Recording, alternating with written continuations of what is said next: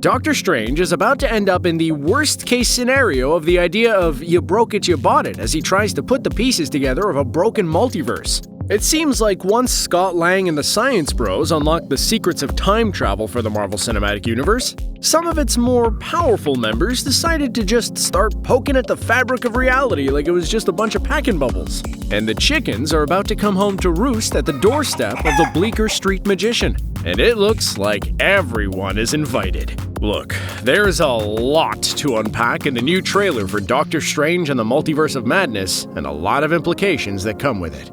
Now let's get the big one out of the way right off the bat. Sir Patrick Stewart. Spider-Man No Way Home created the idea that every Marvel franchise is canon. Well, not you, Nicholas Hammond of the 70s Spider-Man TV series. This followed on the heels of the Pietro fake-out in WandaVision, where they got X-Men's Quicksilver peanut butter and the MCU's chocolate. Now, when Professor X from the Fox franchise shows up, potentially joined by Ioan Gruffudd's Reed Richards from the 2005 Fantastic Four, that continues the implication that all Marvel is MCU. Well, maybe not the 80s Howard the Duck. Now, presumably, the good professor is the real deal, but that's not even the biggest reveal in that shortcut. It's all those empty chairs suggesting that the Illuminati will make the scene. The Illuminati is like a superhero superband meant to share information so that Earth wasn't blindsided by something like the Kree-Skrull War. Professor X moderates the gathering that also includes Namor, who is rumored to be part of the upcoming Wakanda Forever, as well as Reed Richards from the Fantastic Four, Black Panther, and Black Bolt from the Inhumans. I mean, I don't think we'll see that. Even Marvel Entertainment didn't seem to want to go back to that well. But then there's the founding member issue, Tony Stark.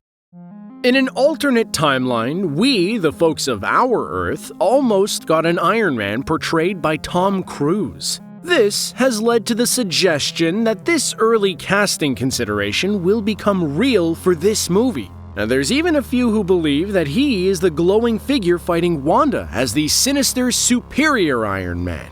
But it seems more likely that that's a Marvel of either the Danvers or Rambeau variety. That makes sense, as she's the only other being who got their powers from an Infinity Stone. Gonna settle that discussion about who could have taken Thanos by themselves started in WandaVision. The other options include someone like the Phoenix Force, generally being Jean Grey. That seems like it would be a lot, but the Phoenix Force has already shown up in 2 X-Men franchises. But hey, look, we just began and we're already talking about Tom Cruise showing up as Iron Man in a movie that now spans multiple franchises.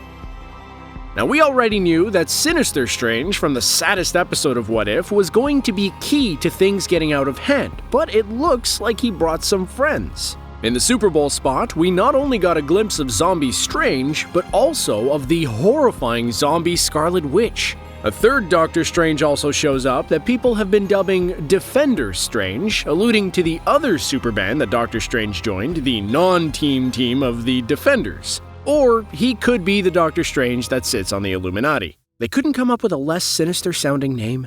Still not done, eagle-eyed fans appear to have spotted Captain Carter's shield. Franchise crossovers and cameos are only the beginning of the importance of the Illuminati. They've been key in trying to make some of the biggest events in Marvel worse in their attempts to prevent it. But the one that they get to take all the blame for is one that has been making its way around the rumor mill: World War Hulk. It's the Illuminati that exiled Hulk to Sakaar in the comics, and it was the Illuminati the Hulk wanted a piece of when the exploding spaceship they shipped him in killed his wife and unborn son. Perhaps the biggest whoopsie-doodle of the Illuminati is trying to stop the Beyonder by getting his origins all kinds of wrong and setting the stage for what is widely believed to be the climax that this saga is working towards: Secret Wars. Filling out the massive dance card of confirmed and implied arrivals is Rintrah, the Minotaur-like alien and Doctor Strange ally who's seen defending Kamar-Taj. On the far more subtle side, fans have been applying their jeweler's loops to the poster, and they believe that they've spotted an image of the Merc with the Mouth himself, Deadpool. Foreshadowing.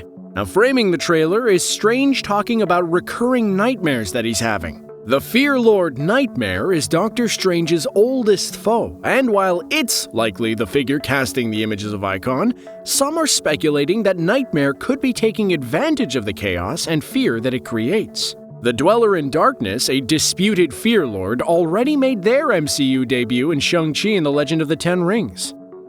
When Baron Mordo brings in Doctor Strange to face the Illuminati, he appears to be flanked by what looks suspiciously like Ultron drones. With Ultron's involvement in breaking the What If universe, that could lead to trouble on its own. If all of that is packed into less than 3 minutes of footage, this movie's gonna be crazy.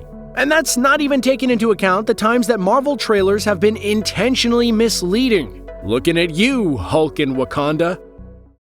We should tell him the truth. Truth is,